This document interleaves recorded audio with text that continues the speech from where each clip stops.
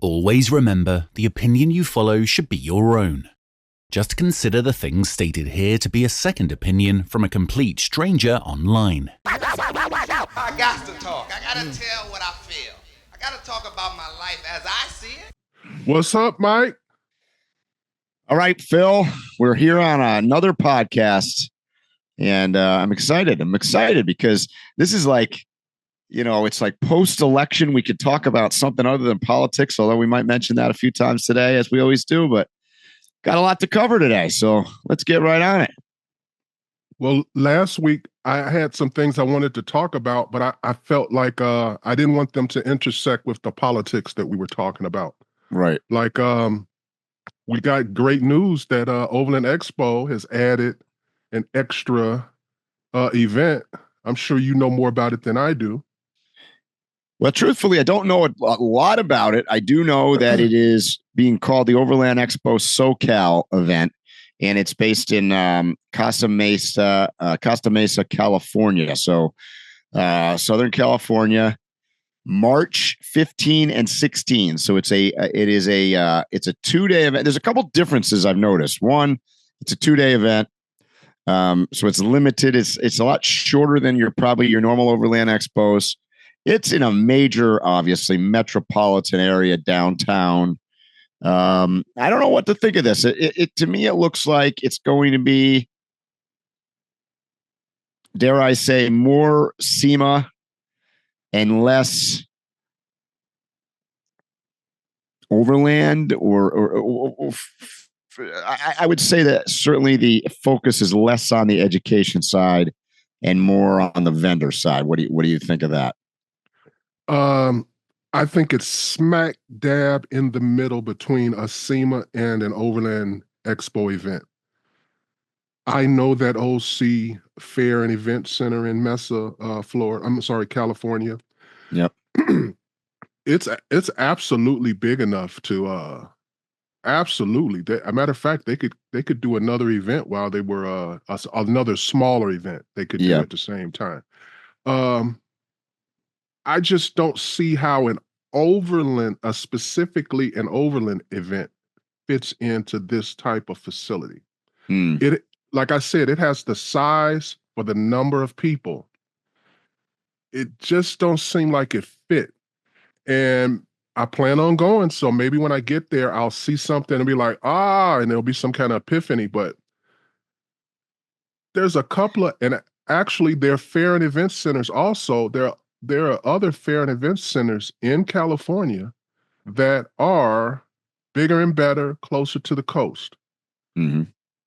Yeah, it's interesting to note that they are going to have camping, which I think when I first heard the announcement of this event, I wasn't so sure that was even going to be part of this, but it looks like there is.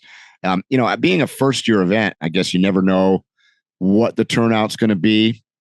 And I think probably it'll take them maybe a couple of years to figure out who the audience is.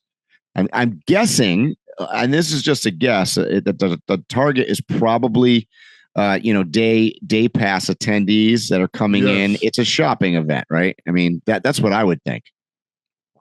Yes, because I can easily see there's definitely place for you to camp.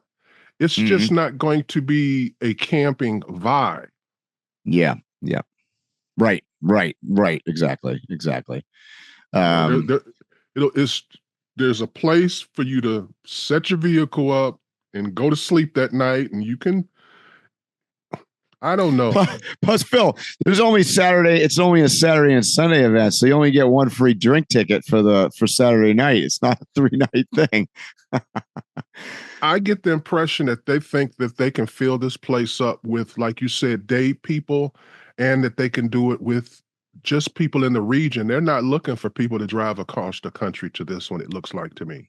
Yeah, that would be my bet as well. So anyways, California and that region is big enough where this can be a huge event, but it's going to be totally different.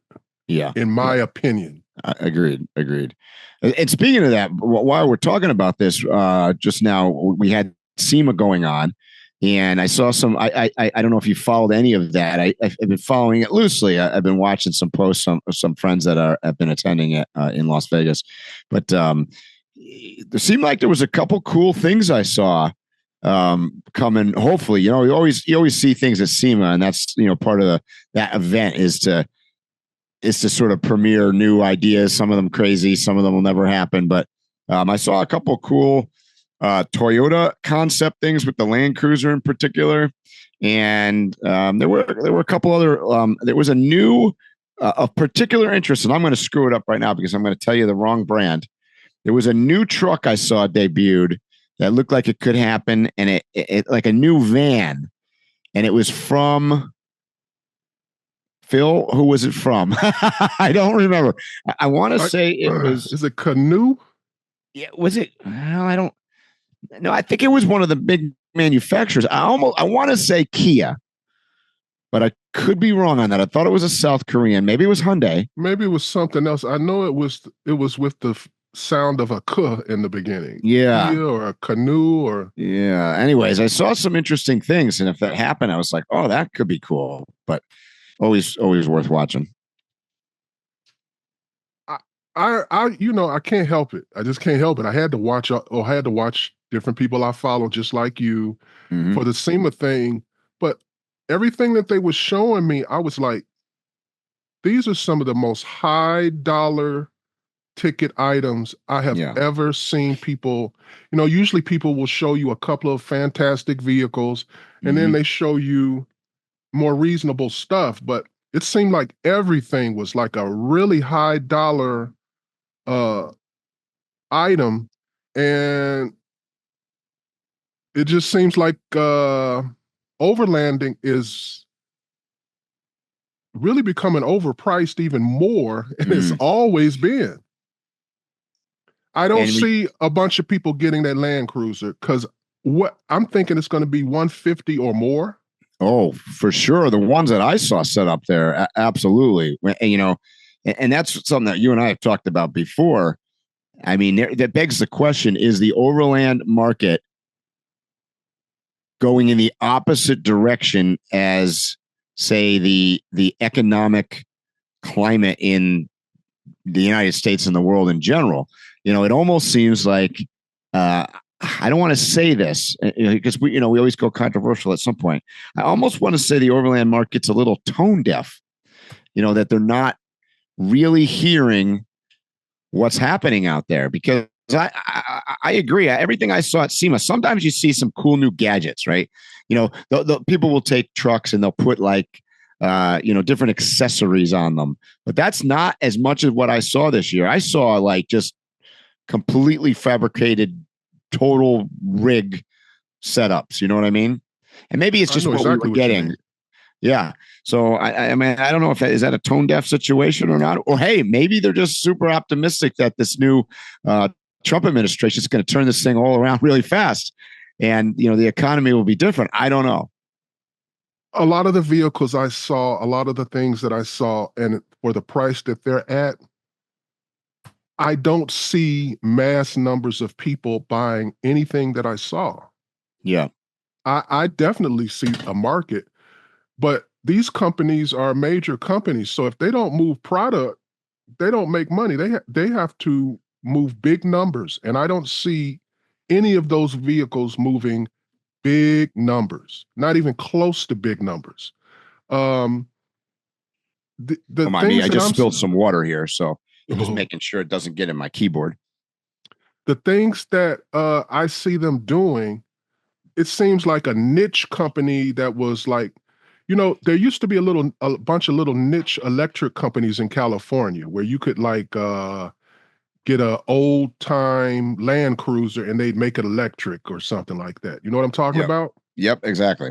And those things were like $200,000. And but the major companies, the big brands now are trying to do the same thing, but they're trying to sell it to the masses. And I don't see that. I just don't see it.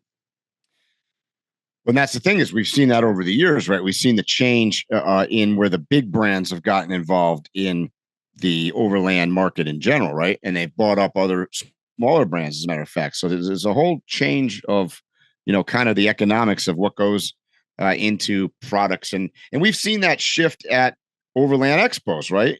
We've seen bigger and bigger companies come in every year, and in some cases to the elimination of some of the smaller brands, right? Mm-hmm. And I have a difference of opinion on something that I thought differently before, and that was I kind of liked when, like, I'm just making something up, like a Ford, instead of letting all of these other companies come up with great ideas, they start putting some of the things actually on the vehicle. A lot of these vehicles now, you can buy them with almost everything set up, and you don't have to go to aftermarket people. Originally, I thought it was a great idea, but the reality is a lot of people, they struggle to pay for that vehicle first. And then they chip away at paying for all of those extra things. And that's what ends up making that expensive vehicle they have affordable to them. But if I got to make the decision to buy the full kitted out one or kit it myself, some people are just deterred completely. Yep. So it's not inviting to a new person, maybe a person that's already in it, maybe. But if I'm going into it, that's a big thing to overcome. Either buying the vehicle all the way kitted out, now I've got like a mortgage that I'm paying for this thing, or I buy the lesser one and I build it myself, but I really wanted the one that was all the way kitted out. So it puts you in a conundrum. Yeah. Am I making sense? Oh yeah, for sure. It's just more upfront capital, right? So the bottom line entry to the market is become more difficult. And you could argue has less flexibility as well then, because if the quote, the DIYers that we always talk about, sometimes they can mix and match products from different sources. And, that you wouldn't have the opportunity to do that if everything comes, on the vehicle in the first place. There's no a la carte to it then, right? I can't remember what year it was, but I had a Jeep that had a lifetime warranty on it. And that sounds good, but it was a Rubicon with everything already set up on it. Yep. It was their products. But it didn't allow me to do anything to the vehicle because it would null and void that warranty. Yeah. So imagine you on some international trip and you've got to make some alterations just to get by till you get home to use your warranty. And now the warranty is no good. Right. So, and most people don't even know that. That's right. They have a vehicle and they think that warranty, like if you just buy an American-made, just a regular American-made car with a regular warranty, you can't go to a Ford dealer in another country and use that warranty. And it's a Ford dealer you're going to. Yeah. So they've just made it worse where now everything on the vehicle, I got to find this Ford dealer or this Jeep dealer or whatever dealer. Well, and that's part of the game, right? I mean, the dealerships make their money on repair, service, maintenance, routine maintenance, and all that stuff. So, they make more money in the service department. Yeah, for sure. So, what else is going on, Phil? How do we feel after last week? I've just been enjoying all the DMs and messages rolling in. I know. I just want to say this. Can I just say this? Can we just say we told you so? Can we just say that just once? If you didn't tune in last week, say that. Yeah, say that. I know, but if you didn't tune in last week, Phil and I put out 4 mini casts, we'll call them, with the election happening on Tuesday. And we had the week prior to that, we had predicted what we felt like was going to happen in the election. And basically, as we stand today now, a week and a half after the election, we really weren't wrong on anything. No. Just saying. And it has a lot to do with something that I mentioned to you, Mike. Like, you have more of a pulse of what's going on if you're traveling around the country. Yeah, So and I took that to heart when you said that, Phil. I went back after that night, and I thought about that a lot because I go, what makes us have any difference, say, than a regular pollster or that guy that was out there with his 9 keys to the White House, or what's the guy with Adam Silver or whatever the guy's name is with the silver thing, or any of those prediction sites.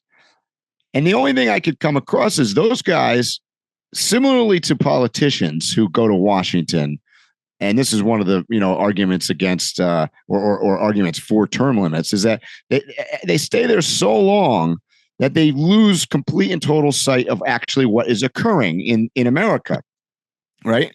And I thought about that, and what you said is actually really interesting because I've talked to so many friends on both sides that are so diehard and adamant and about the viewpoint, and then of course now we've had people doing the Monday morning quarterbacking and second guessing this and that, whatever. The bottom line, though, what I realize is that most of these people, and by large, most Americans, are very sedentary. They're not moving anywhere. So they're in little fish bowls, and they only surround themselves with like-minded people and people that are directly geographically around them. And they generally only listen to a source. And I'm, you're going to get arguments. People go, oh, no, I listen to multiple places. Yeah. Not really.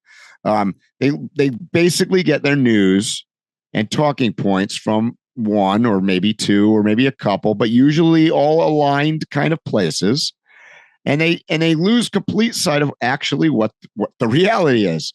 And I hope somebody out there listening is also a fellow traveler, let's call us. Do you see it the same way? Because, having spent the better part of the last, years, but let's just call it the last year while this political thing was going on, traveling around, going to multiple states, talking to people in all sorts of different climates and cultures and places. Right. And you see a different vision. Like what you said, you told the story, Phil, of driving 4 years ago or whatever around the country. And you're right. You see stuff in a completely different. I don't know if it gives us the ability to be more what's the word? I guess non-biased or I tried to look at this whole thing in touch, but also in touch in a way that isn't necessarily following what we might believe. So, right. There's differences with both of the candidates. In my personal opinion, I have issues personally with both sides. Certain things, right? I'm not going to agree with either party on every single issue, but I think that we were given the opportunity to look at it from a completely unbiased perspective, taking our own biases out of it. And, when you said to me the week before the election, Trump's going to win by a landslide, I realized especially after you told me, you have an advantage because you're traveling, you see different things. And then I realized, wow, I was, when you said that, I was very hesitant to join your rah-rah team and say, oh yeah, it's going to be a landslide. It's going to be a blowout. It's not going to be close. And you know why? Because even I submitted to listening in my research. I listened to so much poll pundits and all this stuff because I was trying to get as much information as possible to talk to you guys out there and not sound like an idiot. But what I realized is that I took some of my travel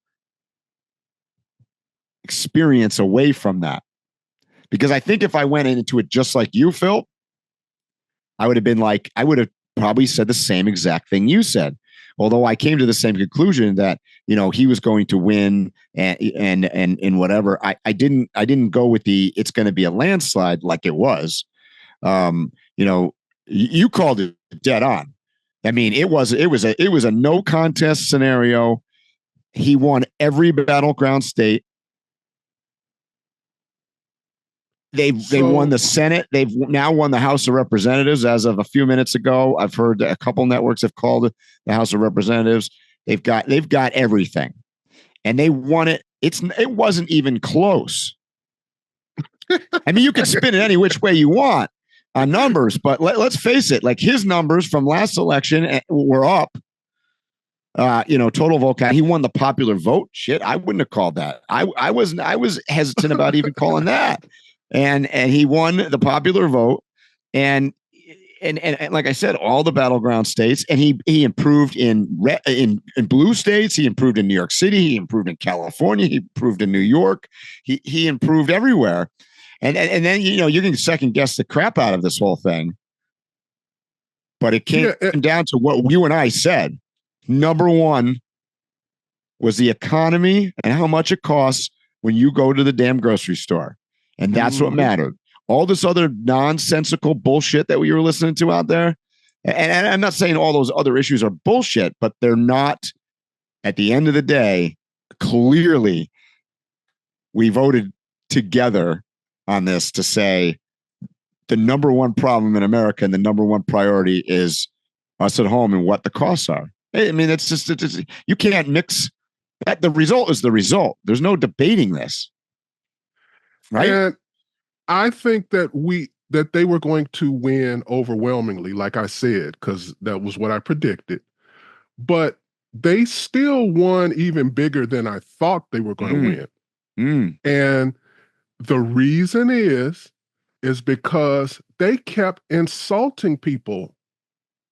There were people that I talked to that were like really, they felt like neither was a good choice, but they were leaning toward Trump. But they were either one, embarrassed to say or to vote for him. They didn't feel comfortable letting it out. And then you hear the media and everybody saying that these people are garbage and they're unintelligent and that the women in the party are dumb and all of that. So I feel like they were going to win big, but they won even bigger because they pushed a lot of people over the edge with the insults. They really... Because the bottom line is, I agree. Every time Trump or his team would do an insult, and we talked about this, like the Madison Square Garden, the other side would come back with something even worse. And it's like, yes. Whoa. I mean, I hate to say it, but I expected it more out of Trump. But the bottom line is they both did it. And, and like you said, if he was already leading, it sure as hell didn't help her, and now we can analyze. I found it interesting. So this is where I am now. And I'm going to tell you my opinion why I think the Democrats lost. And I called this. This is the one thing I called weeks and months in advance. I told you the Democratic Party has completely gone off the rails. They have zero leadership. They have no idea what they're doing. And this election proves it. And by the way, they're not learning, because my friends out there that are strong, left-wing, liberal-leaning Democrats are bitching and moaning and groaning, and all you hear about is, oh God, he just appointed this fucking idiot, and because you're not hearing anything at all from them that has changed one iota. They're still stuck in the same rut that they were in prior to the election. You would think that if you got your ass kicked as bad as they did, you'd come up with a new strategy, and they haven't. And that's why I said before, the Democratic Party, I don't even think Kamala Harris lost. I think her party screwed her. She was a terrible candidate. Was my prediction way back. She was the scapegoat. Yep, her party screwed her. Substance would have ever ran for 3 months. Yep. That's right. So she kind of was in a no-win situation, anyways. But they haven't learned from this, and they're sitting there shaking their head going, I don't understand how all these people could have voted for this evil man and how he could have, well, guys, it happened. And There's the evil obviously man thing. Yeah. that was something. There are a lot of men that voted for Trump who wouldn't have voted for Trump. There are a lot of men who don't vote who voted for Trump, because there was this constant onslaught of just denigration and pejoratives toward masculinity in general. Yep. So you had men basically saying like, wow, so my basic, the essence of me just being a man to this party is disgusting. Well, and that's the thing, is that's what I mean by it got off track. They were fighting about, genders, and they were fighting about, the abortion issue, and they were fighting about just they were so far deep in the weeds on both sides. And the bottom line is people were just out there going, God, I really wish my eggs were cheaper. Right. And the Republican Party did I'm not going to say they did a great job at it, but they did a better job at it of particularly since they weren't the ones in power, right? So they did a better job of being like, look, we need change, and people are out there going, oh, my eggs cost too much. Yeah, I want change. So of course they're going to win. When you said the eggs cost too much, it reminded me of something that my wife told me early on. And now it sounds like really deep what she said. And you said that the eggs cost too much. Well, what eggs were they trying to save or not save? Mm-hmm. My wife said that they put too much emphasis on the abortion. I mean, not on the abortion, on the IVF and the they did. What do you call it?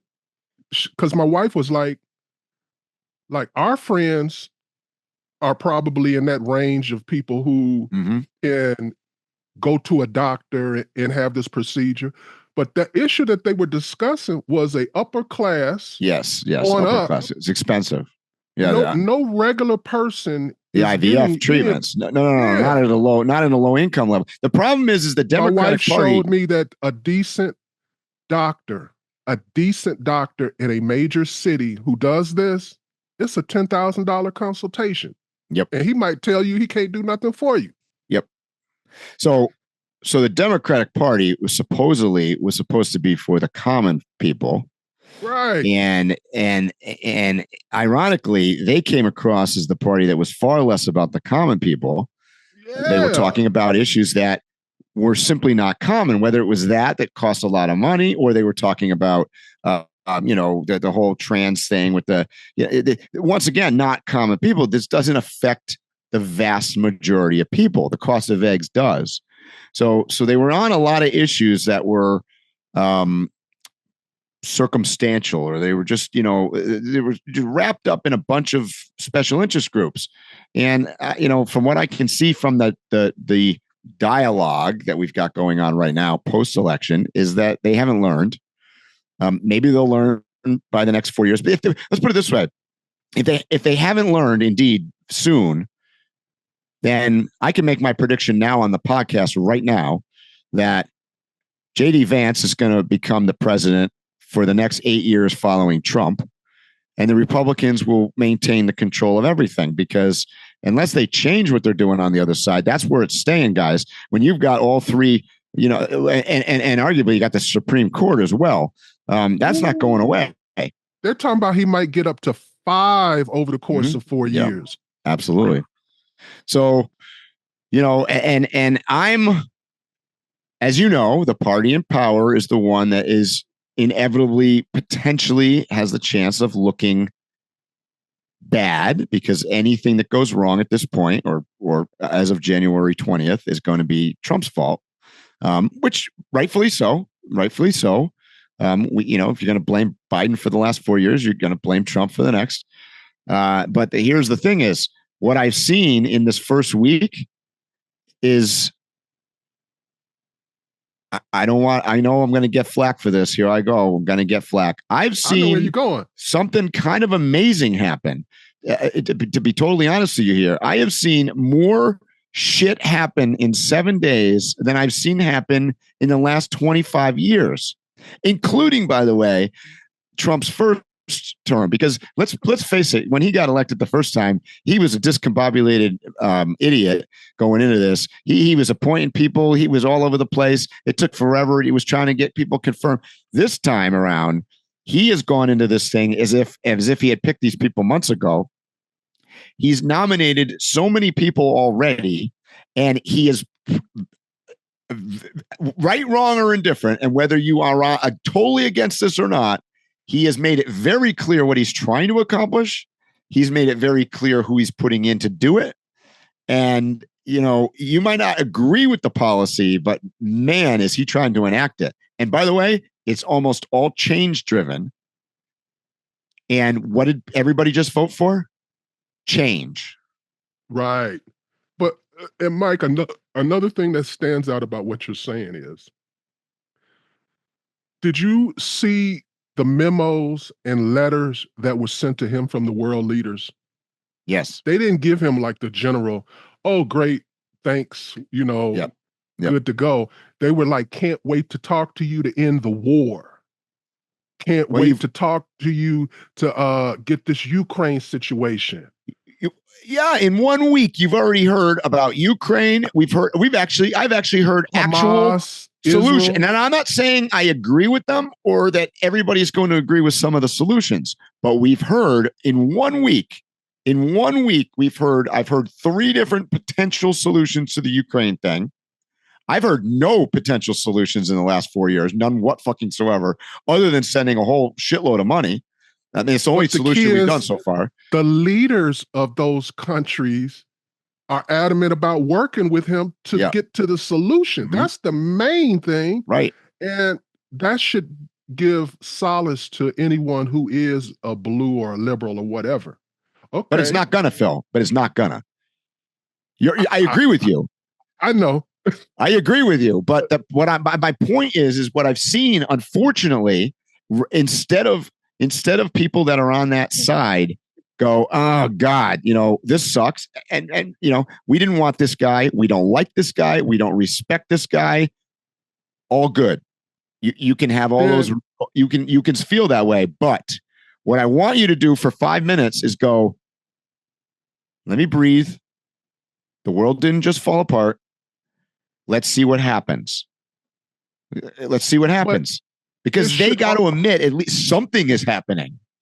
And it should emphasize to them that the world is behind another ideology, another thought process, another person. Mm-hmm. And for those who couldn't clearly see that there was a big difference in capabilities between Kamala and Trump, this should make it clear to you. She was already in office. They wasn't trying to get in contact with her and do nothing. Well, and the bottom line is like, you can see what his focus is on immediately. His focus is on taxpayers and our bottom line of how much eggs cost, the border, and foreign policy. Now, you could be the biggest Kamala Harris supporter that you want to be. She had zero experience in any of those categories. And, quite frankly, foreign policy was probably their, and I say there because hers and Biden's weakest thing, because look at all the shit that's going on. Nothing is under control anywhere. But all in this first week, you had what's his name in China. I mean, pretty reliable reports like that guy, shit a brick. They weren't expecting Trump to win. What's that? He contacted Trump, though. He was one of the first people to contact Trump. Yeah. Yep. Israel, Mexico. She came. I'm down here in Mexico, and Claudia down here, the new woman president of Mexico. She came out with a statement within minutes. I mean, she was on the news here as fast as before most of the networks had even declared Trump. That's how proactive they were about being involved, and that's a big thing. Regardless of whether they like him or not. I think most people have a huge misconception of the mentality of a predator and of a bully. Mm-hmm. When we think of bullies and predators, we think of they're the strongest, they're the alpha, and that they can whoop everybody else. But in reality, go on a safari, the predator looks for the weakest person to attack. You don't go for the big ox. Same thing with a bully. The bully don't go slap or hit upside the head to somebody who's his contemporary, somebody who can compete with him. That's right. He slaps the guy that he thinks, and when I slap him, he'll just look at me. Yep. The point that I'm making is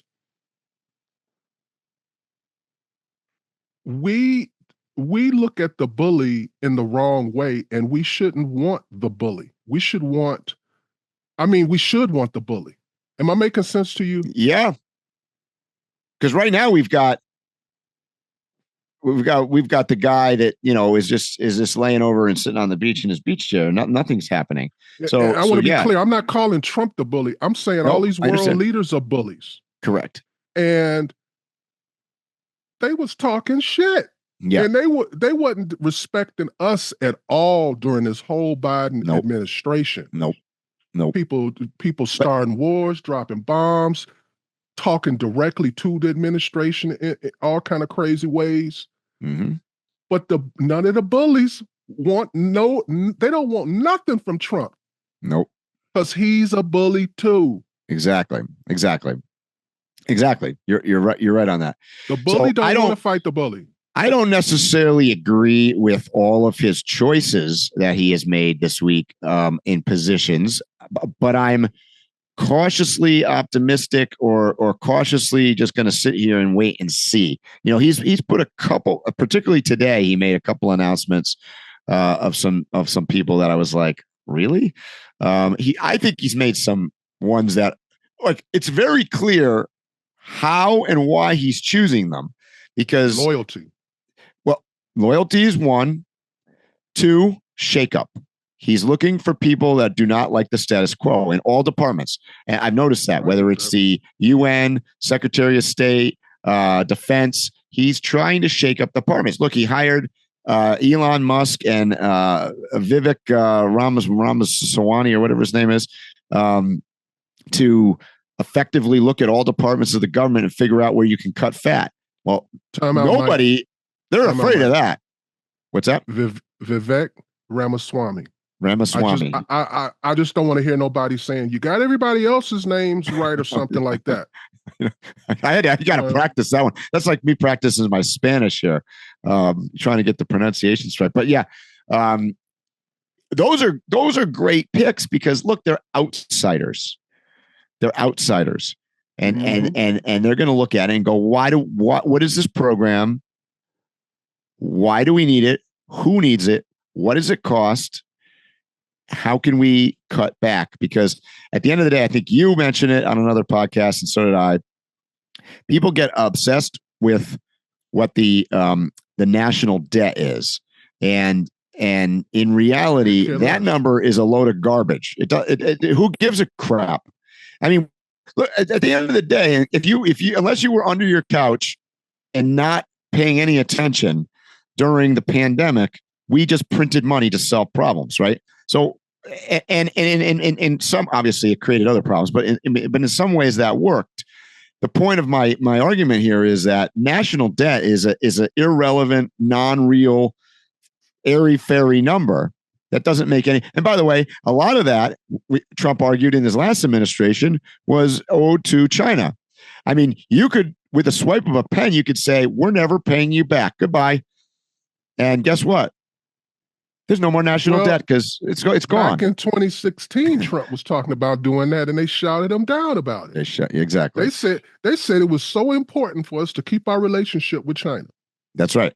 But there is no guy or no family that is in, mid pick a place, mid Ohio, mid Montana, don't care where it is, that really cares what the national debt is. What they care about, going back to the same thing, is what their cost of eggs are in the grocery store. That's what they care about. Like, the national debt is like your next door neighbor telling you he can't pay his bills and trying to make you feel like you're part of that.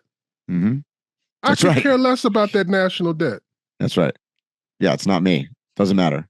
I mean, It ain't no national debt concerns when they send money to Ukraine. It ain't no national debt concerns when they send in all of this money all around the world. Right. There's only a national debt concern when I say, give me $5. That's right. That's right. And the other thing is you got to realize that national debt, the total number doesn't really mean anything. The actual individual terms of what was loaned and what the rate is what actually matters, which if you take the conglomeration of the entire debt, it's got different rates depending on what happened. There's lots of scenarios involved in this. So it's not apples to apples. And it's similar to the way they do with commodities. Part of it is projection. That's right. Because sometimes when they're saying the number, they're like, we're going to be at this number in 10 years at the rate we're going. Yeah. So you never get the real number from them anyway. No, and it doesn't matter. So to that point, I think that some of these nominations that he's made understand that from a business sense. Mm-hmm. Like an Elon Musk as an example, who doesn't really give a flying rat's butt about the politics of it. He understands that isn't that's not the hot button of people that are on the ground. So they're going to look at stuff in a different perspective. And I you know what? It's about time the government looks at something in a different perspective. So I'm all for that.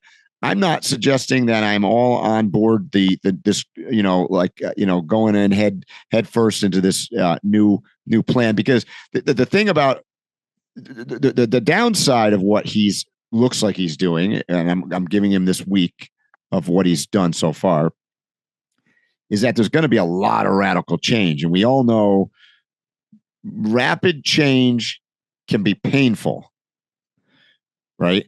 And you will inevitably make some mistakes involved with that. So judgment's out to see what happens. But it is amazing to see something happen. That's the best way I can say it. And another thing I like about all these announcements is, in general, politicians, they promise the world and they always talk about day one and the first 30 days or 100 days.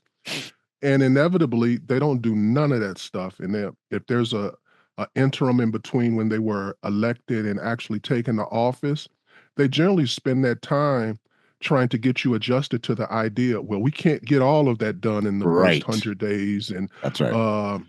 I'm going to need you to push me to get it and all of that kind of crap. He's showing you, that's what you said you wanted. That's what I said I was going to do. I'm about to start. Yep. So right now, there shouldn't be nothing nobody got to say, really. I know better, but. Well, you're right, because if you win an honest to God fair election, you win, you said you're going to do X, Y, and Z. And from day one, before you're even put into office, you're starting to do X, Y, and Z, then really nobody's got anything to say. And by the way, even some of the, quote, more controversial people that he's picked, are you surprised? He told you what he was going to do. These aren't shockers. He told you this before, and he still won. So the point is that people voted for this. So, well, that's the part where I make the point that, and I made it last week, that every election they swear to God that the people made a referendum. And like I said last week, this is one of the rare instances where I actually feel that the people went out to vote and it was a referendum on the past and what they want in the future. So nobody should be in his way unless you just a pure Democrat. It sure looks that way, and then post-election, a couple negative things have come out that I've noticed. And I did it just to preface what I'm about to say. I did some research on it, and I do realize there are cases that some of this is not proven, but what's your feelings, Phil? I mean, it's now come out pretty, and these numbers, by the way, are all going to come out anyways, because it's all public information and has to be, that the Harris campaign spent $1 billion, went into debt, and paid a lot of money. And I've heard different varying things, and not all of it can be proven yet, but including a lot of money on celebrity endorsements. Whereas what I'm hearing is the other side spent considerably less money, didn't pay diddly do for a celebrity endorsement. What's that all about? And by the way, I'm not sure. I mean, Oprah got paid $1 million, and she said, "I did not get paid $1 million," and I'm sure she did not. But and then it came out check to her production company. Yep, exactly. And so whether or not it went in her pocket or not is irrelevant. The point of the matter is that she didn't support. So there's like, well, there's production costs. Well, look, if you're going to support somebody, you're going to be willing to spend $1 million it costs you to go support them, right? It's not like she's hurting for money. So if you still require the $1 million to get her there, whether it paid for her food and gas and whatever else, that's a load of shit. And Mike, we're involved in things like this to a certain level. So let's just get to the point. If Oprah supported her and money was an issue, if Oprah just showed up wherever she was and sat at a table and started interviewing her, the world would provide the cameras. Exactly. They could literally have done that interview for free and done just as well. But we talked about this, and why didn't they do that? One, because they couldn't have got none of them people to come and support. Right. That's the very first thing. Well, and she couldn't have done the interview. That goes back to the same point you and I were talking about before. Well, yeah. She just can't do it. I mean, Joe Rogan came out, I think this morning, and gave further details as to why that the podcast never happened with Harris. And they had a laundry list of it was almost reminiscent of a rock band in the 80s asking that had only could have green M&Ms. Right. Spill the beans, bro. Yeah. So what does she want? Oh, I don't. It was hard to. I didn't read the whole thing. To be honest, I'm trying not to get sucked down into the minutia of the bullshit. But I don't know. It was just the timing, how long it could be, where it was, what questions could be. The usual bullshit, all of the stuff, as opposed to. I mean, it's hard to argue that, as opposed to Trump just going, yeah, I'll fly to Austin, I'll sit down for 3 hours, and we'll shoot the shit about UFC wrestling. Well, guess what? That worked. And Mike, I did sales for a long time, and you learn certain barometers of, is this person actually buying, or are they just wasting your time? And they never wanted to do the podcast, and they weren't even sincere. This is all my opinion. They were never even sincere in that, if you do this, we'll interview. They were trying to throw things out there to get the no. Yeah. And it backfired on them.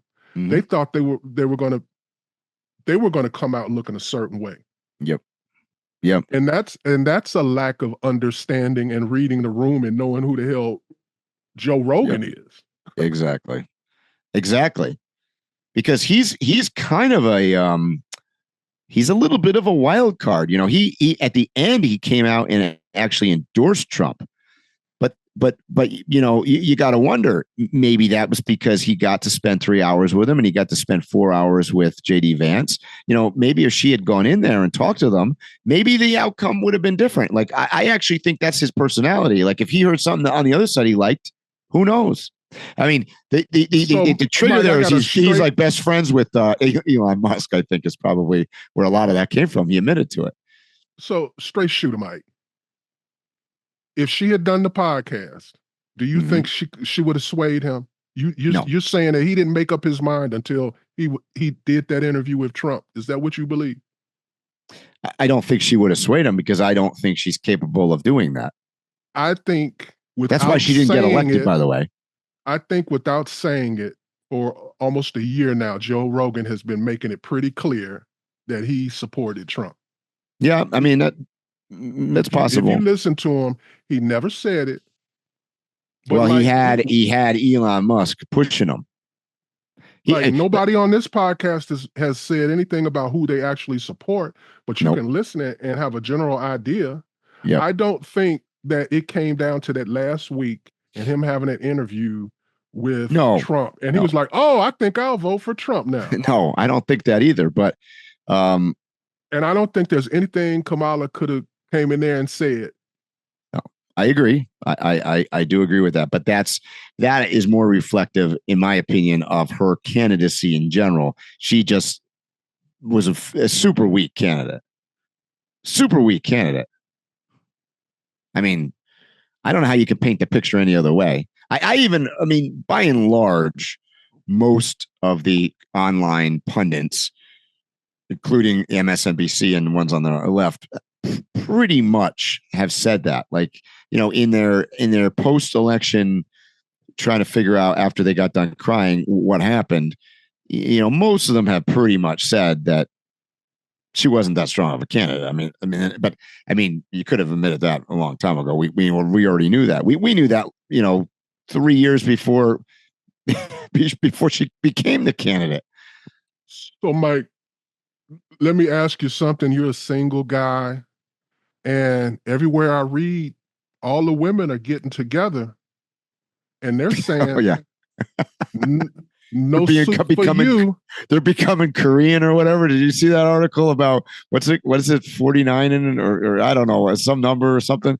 I don't know the number in term, but they're talking about if you supported Trump, you get none. Yeah, good luck with that. That's the most ridiculous thing I've ever heard. I got to be honest. Well, what if they do it, Mike? You a single guy, you have your needs. How you gonna handle this? Yeah, find the cool ones. I'll be honest. I was actually a little bit surprised, but just hanging out here I am, an outlier, right down here in Mexico. And, after the election happened, obviously I've got some friends that were extremely, extremely disappointed, but I've actually been surprised at how many people that I have run into just in the past week that, and by the way, most of them being women, that are on board, that support him. So the picture that has been painted is a fantasy drawing. It's not real. When it comes down to real life, I mean, he won every segment that was to win. So, Mike, it ain't that easy for me, without getting into any detail whatsoever. Like, I have family in politics. Sure. Yeah. On the Democratic side. Yeah, absolutely. And I was born and raised in a hugely blue Democratic city. And it still is. I have all kind of family and friends that they don't know who I voted for, if I voted at all. They just didn't like some of the things I had to say on this podcast. Oh, and I'm like, well, I didn't even know you knew I had one. I never. How did you even know I had a podcast? Was the major issue to me. No, but I'm serious. They are watching all my social media and telling me stuff. And it was like, you need to stick to the cars and trucks. Like, yeah, that's funny. You know what? We share that in common, Phil. That I, as you, came from a extremely blue liberal state. I came from Connecticut, and my same thing. It's like let's just say I've had a number of people send me messages too, be like, I can't. You guys are talking like that, but you're being. I had one guy tell me, a friend of mine says, I don't think you got your eyes closed or something. You and Phil are not paying any attention to what really is happening. I go, sorry. We actually are paying attention. And this goes back to the traveling thing, Mike. We need to do a podcast on travel and what it makes you aware of. Yes, that's actually a great idea, because it's more than, obviously it's more than politics. And not just us as the travelers. From my travels and going different places, crossing different borders, meeting different nationalities and cultures of people, you listen to them talk, And they know way more about politics internationally and even more specifically about our politics than the people that be shouting you down talking about you need to pay more attention to politics. So that's one thing. You literally talk to a much more well-educated group of people when it comes to politics the moment you cross this border. 90% of the people in the United States, and this goes for both sides, voted in this election largely on talking points. Okay. And even people that voted for Trump overwhelmingly here that were voting for quote change and trying to get the grocery bill down really didn't know all the issues or really understand all of it. Right. But it's interesting you say that because, I'm sitting down here, the Mexicans down here and by the way, there's very few Americans that are actually in this area where I am. It's mostly Canadians and largely from British Columbia. The Canadians know the American politics and the issues far better than any American that I've met. I mean, and I'm being real on that. They can spout, they can talk. So I had this conversation the other night with a woman from British Columbia that was talking. We were talking about the Rovers Wade thing and how it affected the election and the politics back and forth. And she was able to clearly and concisely explain to me the Rovers Wade decision originally when they made it and why the Supreme Court overturned it and why it was sent back to this and why it was overturned based on what legal precedents and all this stuff. The only thing Americans know is we could do this, we can't do this now, and that's all I know. And it's not based on any reality, right? And they really don't know. And that's only because Fox or CNN or MSNBC told them this. They don't really know. They haven't read it. They don't understand it. So it was interesting to hear a Canadian spout up all this stuff. And it was refreshing. So Mike, I'm going to reveal something to the audience they don't know. I grew up in a very religious family. I went to theocratic ministry school as a child. I know the Bible back and forth. So I'm telling you that to set up what I'm about to say from my observations about Americans. When it comes to politics and when it comes to religion, we speak the strongest about those subjects, and we generally know the least about them. Mm-hmm. And let me tell you something like I've observed, and I've like literally seen the most highly educated people do this all the way down to the lowliest. I've heard people quote things from the Bible that are not there many times. And the quote, I get it. They've heard it so many times from other people that they think that that's actually in the Bible. I've literally had people give me Farmer's Almanac quotes from Benjamin Franklin, and they thought it was from the Bible. Same thing, and it's the same dynamic with politics too. They don't have a Bible to reference to, but the CNN and other news agencies, that's their Bible.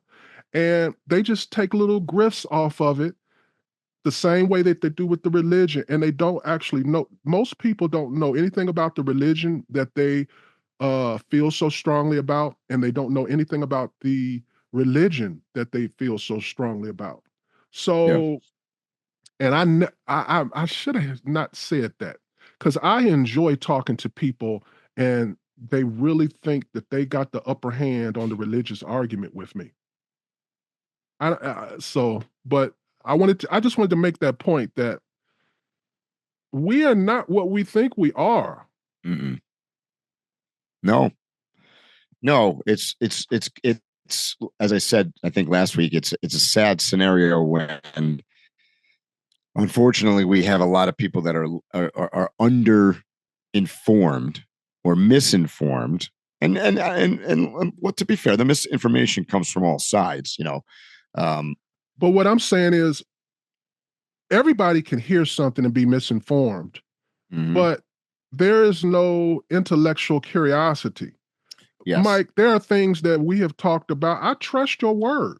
Yeah. I think you realize that. Yeah. But some things you say, I write it down, and as soon as we get off this air, I go check it out because I need to see it for myself. Yeah. Yeah. There's no intellectual curiosity in general amongst us. No, and that's just a fact. I agree. I think that's the thing is like, this is we saw that. Here's a perfect example, not to send us down another rabbit hole, but the perfect example of that is the pandemic. So, we under questioned in everything. I think as a group of citizens, we didn't question our government enough. I don't think the government necessarily questioned the scientists enough. I don't think this, it goes right on down the chain, and you see what happens at the end of that. You've got, somebody said that to me the other night here too. We had this conversation. What happens if we have another pandemic? I go, well, I'll tell you what's going to happen in America.